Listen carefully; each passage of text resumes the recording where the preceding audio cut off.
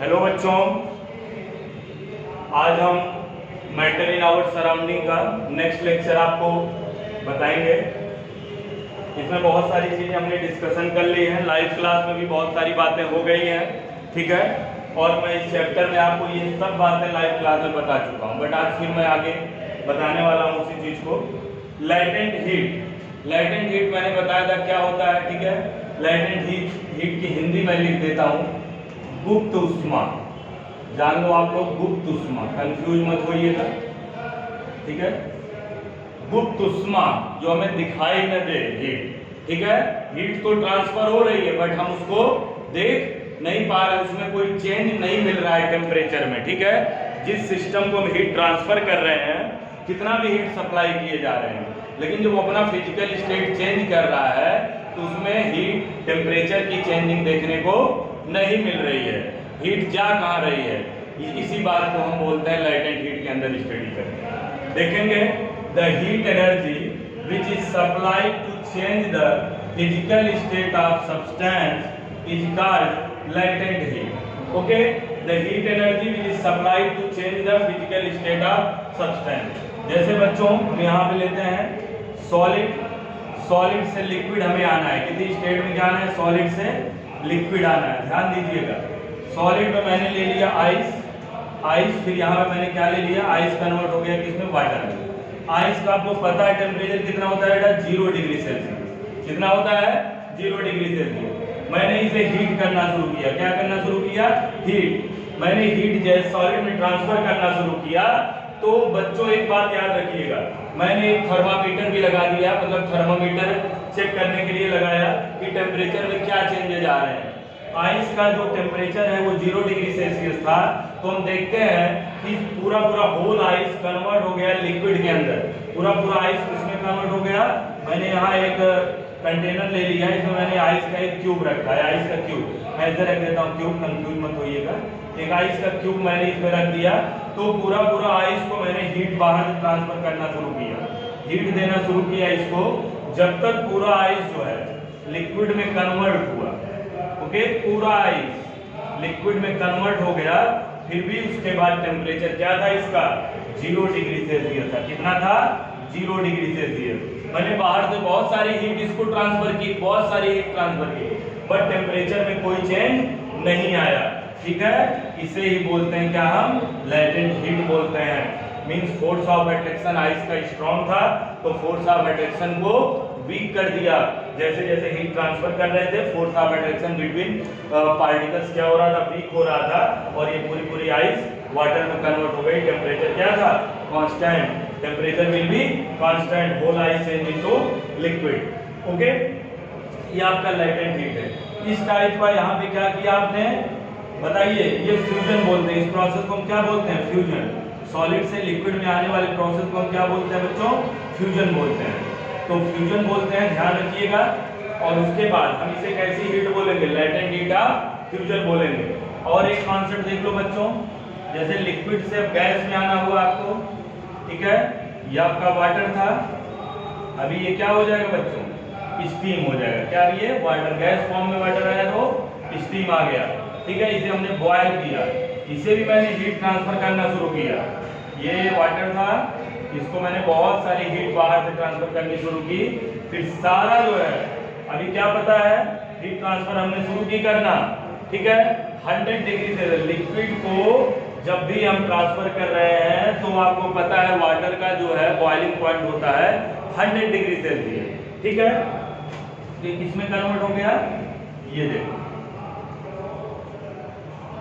100 degree Celsius. याद है आपको, पूरे लिक्विड का टेम्परेचर गैस में जाने तक जो है 100 डिग्री सेल्सियस फिक्स कांस्टेंट बना रहा। लिक्विड से गैस तक आने में पूरा टेम्परेचर क्या था आपका, 100 डिग्री सेल्सियस। ये बात आपको याद रखनी होगी। The particle of water and steam have same kinetic energy at 100 degree Celsius. 100 degree Celsius में वाटर की और गैस की काइनेटिक एनर्जी क्या होगी, सेम होगी। इस बात को आप याद रखिएगा। इन दोनों केस में टेम्परेचर क्या होता है हमारा, कांस्टेंट होता है, टेम्परेचर में कोई चेंज नहीं होता। इस लिक्विड को कितना भी हीट ट्रांसफर कर दो, 100 डिग्री सेल्सियस लिक्विड जाएगा, वो गैस में होगा लगेगा और वेपराइज होना शुरू हो जाएगा। ठीक है, तो इसी को हम बोलेंगे लेटेंट हीट ऑफ, इसको यहाँ वेपराइजेशन का केस है तो लेटेंट हीट ऑफ वेपराइजेशन, यहाँ पे क्या है आपका फ्यूजन का केस है तो लेटेंट हीट ऑफ फ्यूजन। हम कह सकते हैं यहाँ पे जो लेटेंट हीट होती है वो दो टाइप की होती है, latent heat of fusion and latent heat of vaporisation. ठीक है, latent heat is of two types. Latent heat is of two types. पहला latent heat of fusion,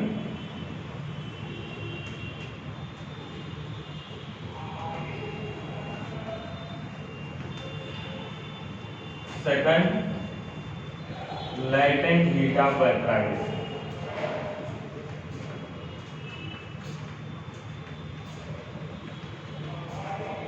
okay, पहले हम स्टडी करेंगे लेटेंट हीट ऑफ फ्यूजन क्या होता है। पहला है हमारा लेटेंट हीट ऑफ फ्यूजन, इसे स्टडी करेंगे। लेटेंट हीट ऑफ, बोलिए क्या होगा, द अमाउंट ऑफ, डेफिनेशन देखेंगे, the amount of heat required, the amount of heat required 1 kilogram solid to convert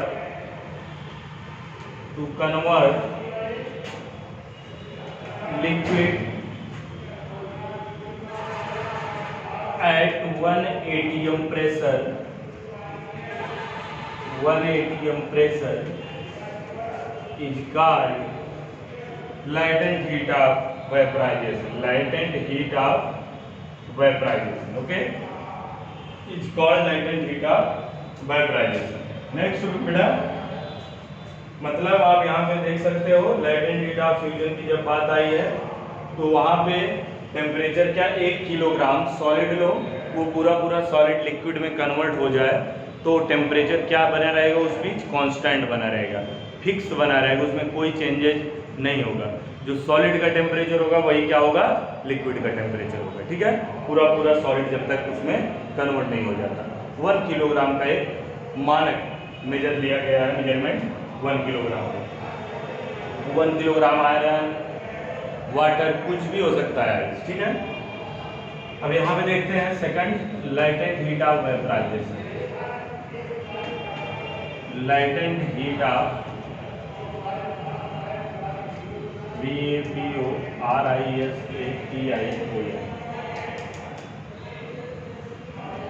latent heat of vaporisation. चलो इसमें नोट करते हैं, द अमाउंट ऑफ हीट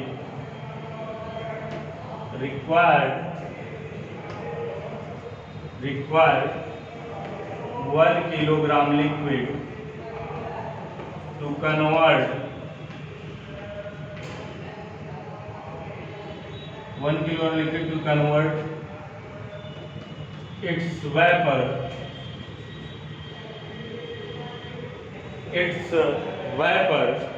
ध्यान दीजिएगा, to convert its vapor, change liquid to convert its vapor at 1 atm pressure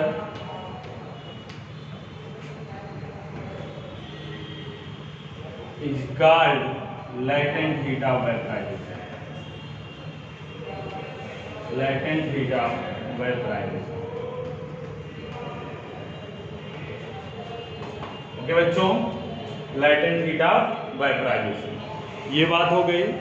आप याद रखिएगा, it is important to know that burn caused by steam are much more severe than those caused by boiling water, though both of them have the same temperature of 100 degree Celsius. Okay, liquid का भी temperature 100 degree Celsius, vapours का भी क्या है 100 degree Celsius. तो कभी कभी question पूछा जाता है कि आप अगर वेपर से बर्न करते हैं, वाटर वेपर से, तो वेपर से किसी के तो ज़्यादा आपको कष्ट होता है कंपेयर देन लिक्विड के। ठीक है, तो यही रीजन है आपका लैटेंट हीट का, माइंड करिएगा। तो अब यहाँ पे हम देख सकते हैं बच्चों, नेक्स्ट हमारा एक टॉपिक है छोटा सा, कंडेंसेशन क्या होता है। कंडेंसेशन ये कंप्लीट हो गया आपका टॉपिक। ठीक है, अब आगे हम देखते हैं कि इंपॉर्टेंट टर्म है बेटा कंडेंसेशन। कंडेंसेशन क्या होता है? Conversion of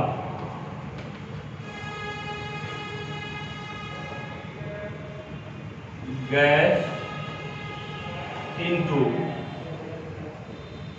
liquid, conversion of gas into liquid at 1 atm pressure is called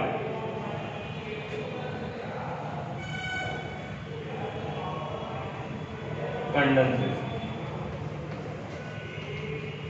Is called condensation. This is very important topic है बेटा। ये जो है रिवर्स होता है बेटा वेपराइजेशन का। लिक्विड बेटा ये वेपराइजेशन हुआ,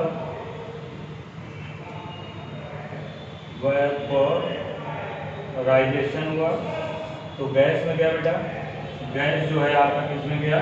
लिक्विड में। इसको बोलेंगे कंडेंसेशन। एक तरफ टेम्परेचर बढ़ा, दूसरी तरफ टेम्परेचर घटा। ओके, यहाँ पे देख लीजिए, लिक्विड से गैस जाने के लिए वेपराइजेशन और गैस से लिक्विड आने के लिए कंडेंसेशन। ठीक है, this is very important term. अब नेक्स्ट हम पढ़ेंगे सब्लिमेशन, एक टॉपिक है आपका, क्या? सब्लिमेशन।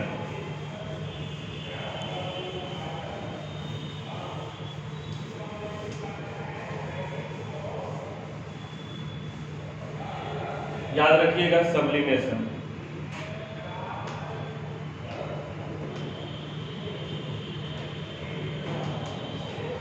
ओके बच्चों, कुछ सब्सटेंस बच्चों ऐसे होते हैं, मैटर्स या सब्सटेंस कुछ ऐसे होते हैं जिसको हम हीट करें, सॉलिड फॉर्म में है, उसको हम हीट करना शुरू करें तो वो without change in liquid direct change into gas, liquid में नहीं आता, वो डायरेक्ट गैस में चला जाता है। जैसे क्या है? कैम्फर है आपका, क्या है? कैम्फर है। और आपका नेफ्थलीन है, आयोडीन है, अमोनियम क्लोराइड है। ऐसे सब्सटेंस जो हैं वो क्या करते हैं? डायरेक्ट चेंज हो जाते हैं किसमें? दिस फिनोमेना, इस फिनोमेना को हम क्या बोलते हैं? सब्लिमेशन। ओके, इसकी डेफिनेशन हो गई, the process in which solid on heating directly change into vapour. लिख लो definition, the process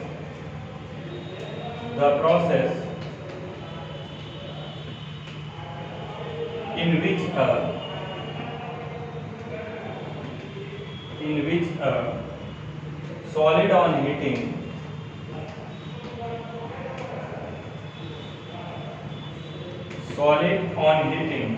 directly changes into vapor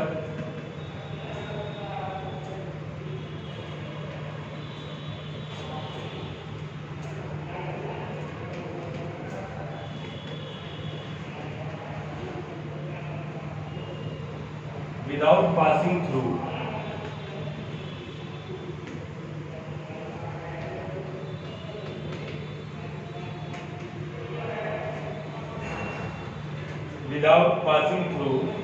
the liquid state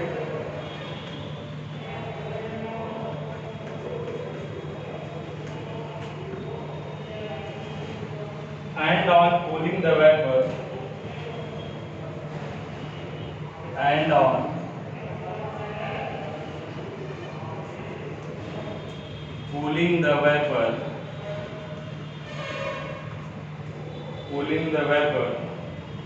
directly change into solid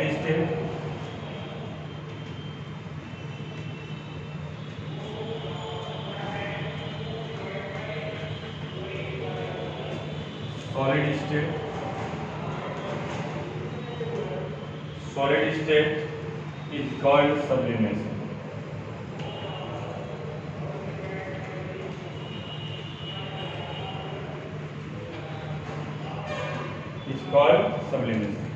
बच्चों देख लो, डेफिनेशन से घबराना नहीं है। सॉलिड से डायरेक्ट गैस में कोई चीज जा रहा है, वो आपका क्या हुआ? सब्लिमेशन। और गैस से सॉलिड में आ रहा है तो भी क्या हुआ, सब्लिमेशन। ओके, ये कूल करने पे हो रहा है। क्या है ये टेम्परेचर कूल करने पे हो रहा है, ये कॉन्सेप्ट क्या है, हीट करने पे हो रहा है।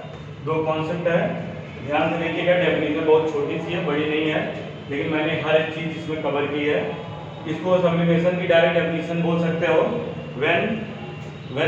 when solid change into gas, when solid change into gas at on the heating, when solid change into gas change into solid, that is called आप sublimation। ऐसे कर सकते हैं, लेकिन थोड़ा सा सिस्टम से।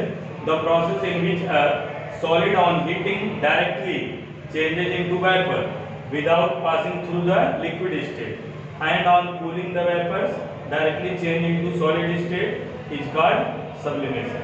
ओके, ये आपका क्या है, सॉलिड से गैस और गैस से सॉलिड। ठीक है,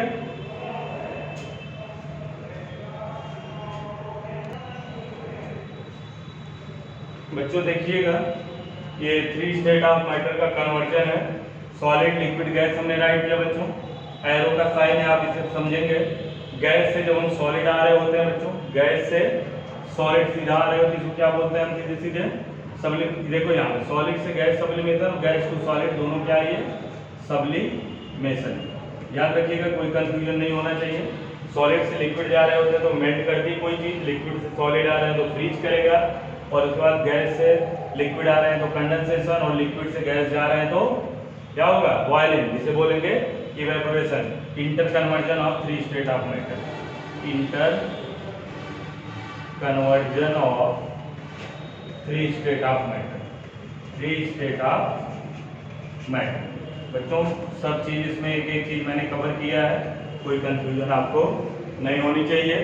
आप इसे आराम से बना सकते हो, लिख सकते हो। ठीक है, धन्यवाद।